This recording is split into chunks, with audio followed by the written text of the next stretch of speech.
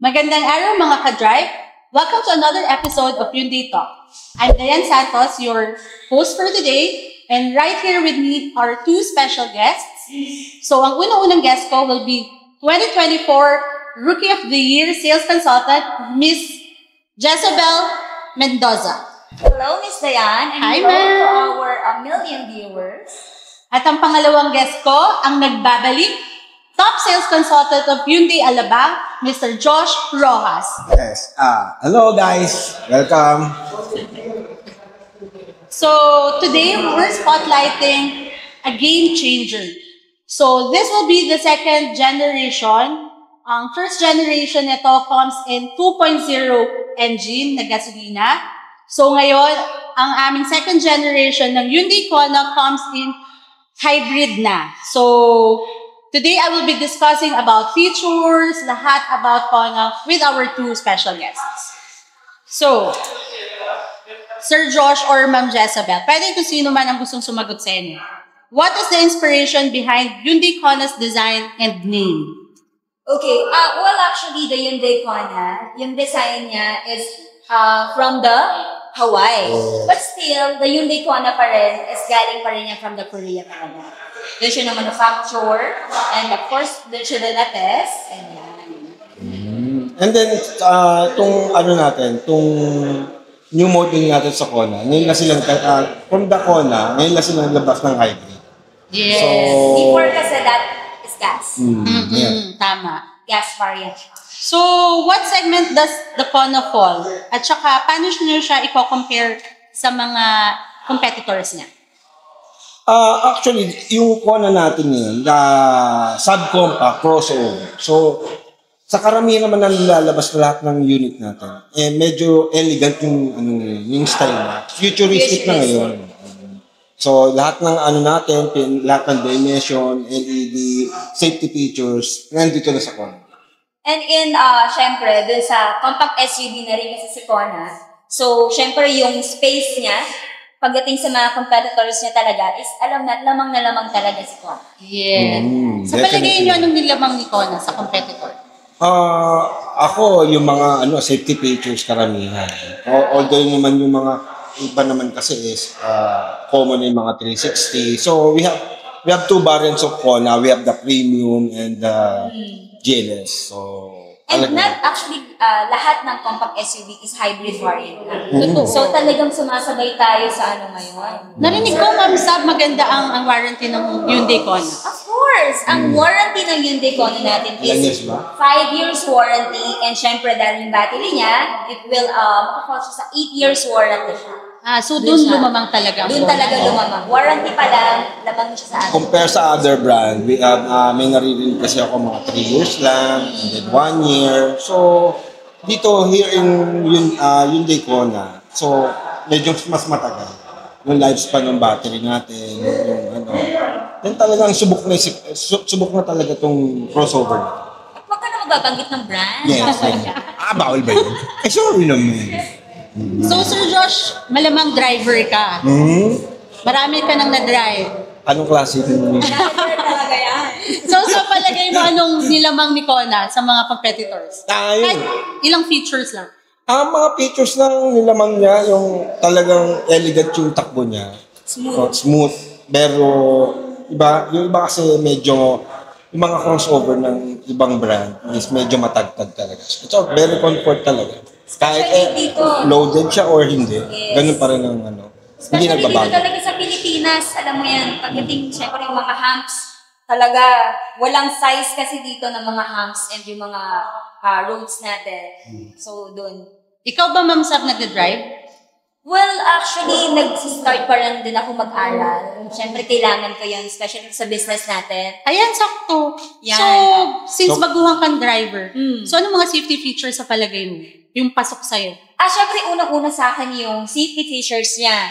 Like yung mga lane keeping assist, of course, yung ADAS natin. Very important sa akin na new driver. Ayan. Totoo. Syempre, babae pa ako, diba? Yeah. Hindi pwedeng ganda lang. Kailangan, syempre, tulungan tayo ng unit or ng Kona.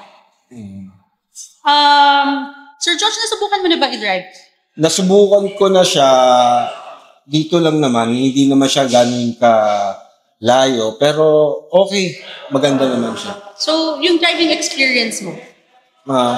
Napaka tingin ko naman, kahit even babae or lalaki, masisiyahan pag dinrive mo. Maganda ba hatak, sir? Kahit Yes. 1.6 lang? Oo, napakaganda. Ang hatak niya.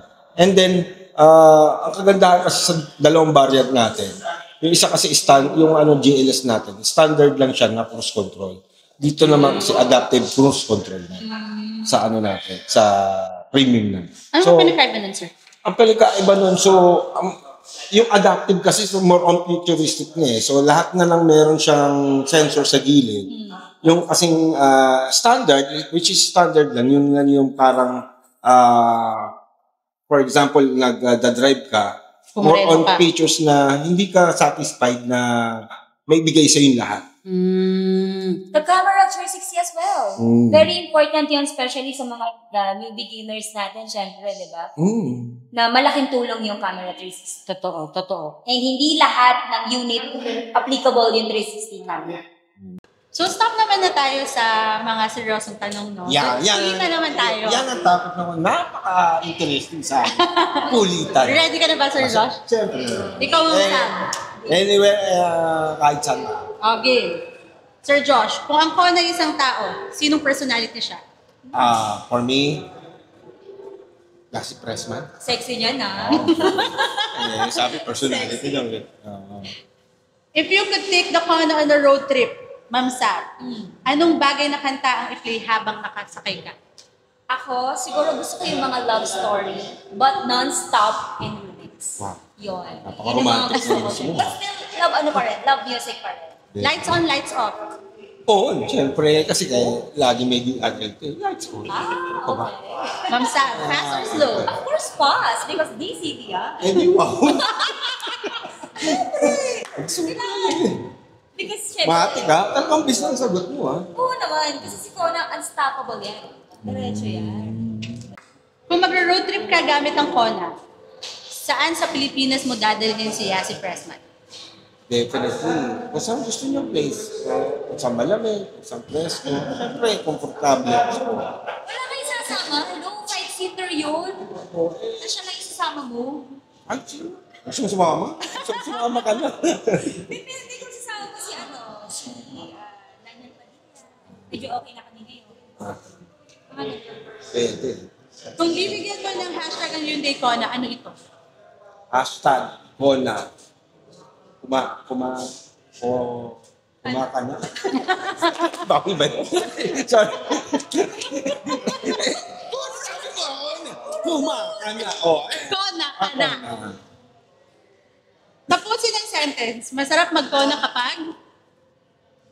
Sagutin mo. Kapag may kasama.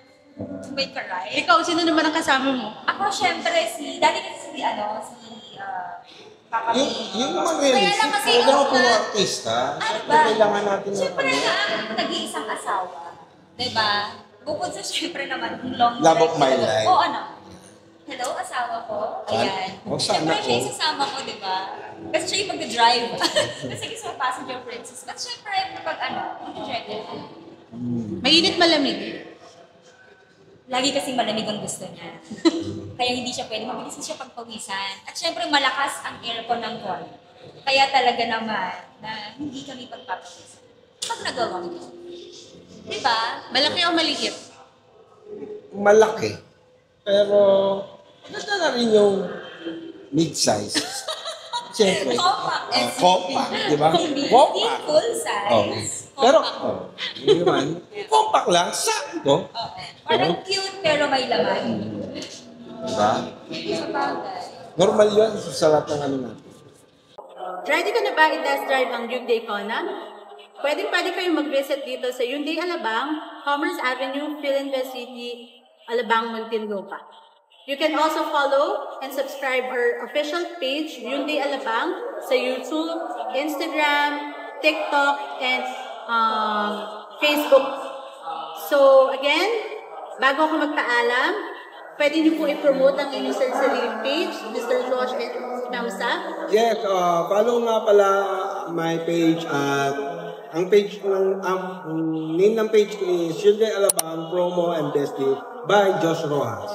So, anytime pwede nyo kami kontakin dito, hanapin nyo lang kami. And kung gusto mga willing mag-test drive, feel free naman po. Basta ahead of time nyo, kayo pumunta rito at provide namin yung unit. Yes, and my name is Jezebel Mendoza, but they call me Sab.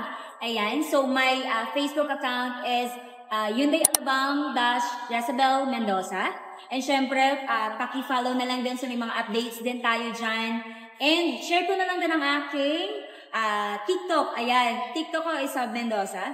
And ang number ko po is 0935-907-4124. That is a WhatsApp and Viber. So, ayun, na-mention ni Sir Josh, kung gusto nyo mag-test drive, feel free to message us or you can come here sa aming dealership.